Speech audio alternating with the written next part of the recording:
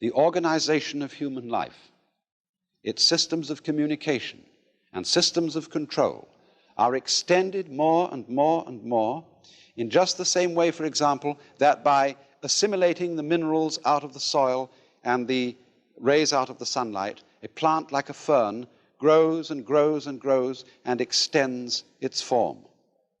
And in this way, its organization prevails.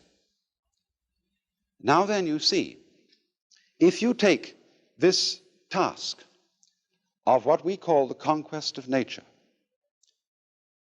the task of making order victorious over chaos or randomness, if you take this seriously,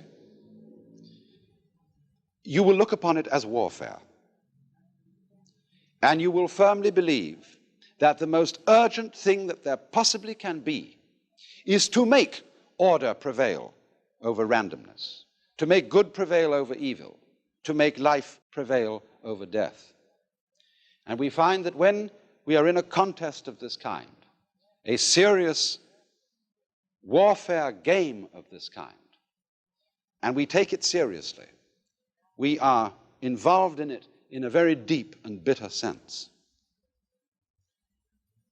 Now, the difference of Buddhism from science as a form of knowledge is that in Buddhism, it would be said that this view of things, this view of the task of life as making order triumph over disorder, leaves something out. You remember right at the beginning, I made some importance of a Sanskrit word which is fundamental in Buddhism, avidya. Avidya, which meant, a means non, vidya, knowing.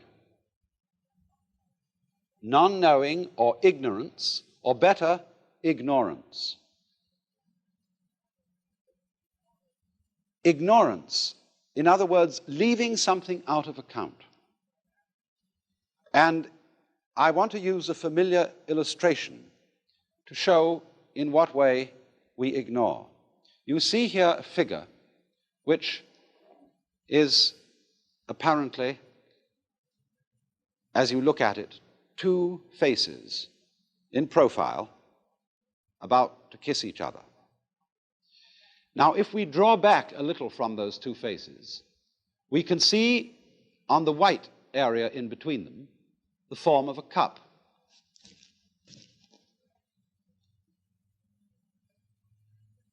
But the interesting thing about this is that as you look at it, you will either be able to see the form of the cup or the form of the two faces in profile, as it were, about to kiss each other. You can alternate them between them very rapidly, but you will not be able to see them both that way at the same time. In other words, either the white must be the background and the black the figure on the ground, or else the black must be the background and the white cup showing up on it. And so in this way, we are unable to see, really, we can think it. After a while, we can get accustomed to the idea that the figure and the ground, the black and the white, are mutually necessary to each other. In that figure that I showed you, you could say both the cup with the stem and the two faces are there. But our ideas about them, our concepts, are mutually exclusive, and we cannot see them both at the same time. And in the same way, in this figure that I drew, we either see the sawn-off stumps or the bear claws. It's difficult to see this figure both ways at the same time. And so, also, just as we see one and not the other,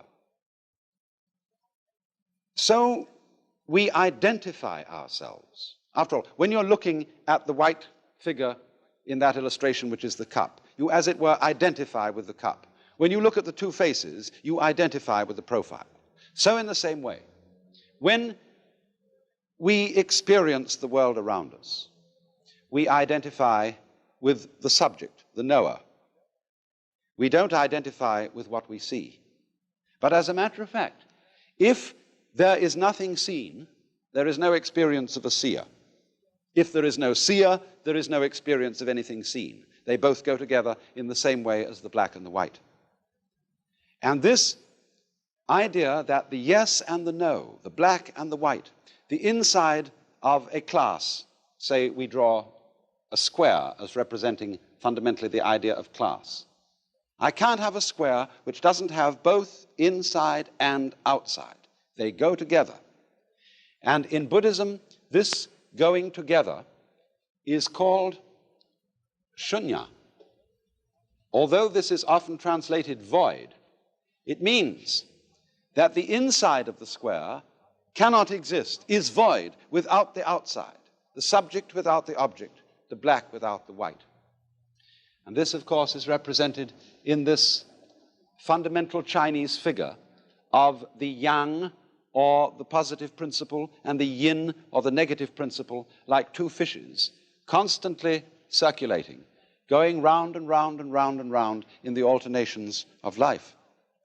Now, the question is, are these two fishes involved in a fight? Is the white one eating up the black one, and the black one trying to eat up the white one? If that is the situation, then, of course, life is fundamentally nothing but a grim contest. If this one up here is the good fellow, and this one is the bad fellow, if this is order and this is chaos, then a fight goes on between them. And that's largely the way in which our technology has interpreted man's situation as against nature. This is man, the white, the good fellow. This is nature, the dark, the bad fellow. And the white one has got to eat him up. But what happens if the white fish succeeds in eating up the dark fish? The white fish disappears as well as the dark one, because the white one is only there in relation to the dark. So then, if these two fishes, as it were, wake up, if this one wakes up and this one wakes up, which is called awakening in Buddhism, they realize they're one. In other words, they go together. They're inseparable from each other. And this realization is that experience, which is called in Zen Satori, or in Buddhism, Bodhi, awakening. This sudden dawning on our consciousness that life is not really a contest to make yes triumph over no, to make the positive triumph over the negative. The two sides go together. And then one sees, in this strange way, that underlying all that is negative in the world, all that is in a way painful and evil, there is a kind of necessity to it. It goes with the good. It is necessary for the good. Disorder is necessary for the manifestation of order, just as you must have, say, a black background to show up a light figure. And then when one sees that, a profound transformation takes place in one's attitude to the world. That is to say, instead of looking upon life as a contest, it becomes a dance, it becomes a game. One doesn't withdraw from it, one doesn't stop living, but one goes into the game so that these revolving fishes are no longer trying to eat each other, but they're just going around dancing, having the biggest fun in the world. So then, must we have fixed in our minds the idea that all the forms and patterns of nature are simply methods of attack or defense, that they're devices for camouflage, that they're simply lures for sexual attraction or other utilitarian purposes? Or can we see in them a dance, a joyous cosmology?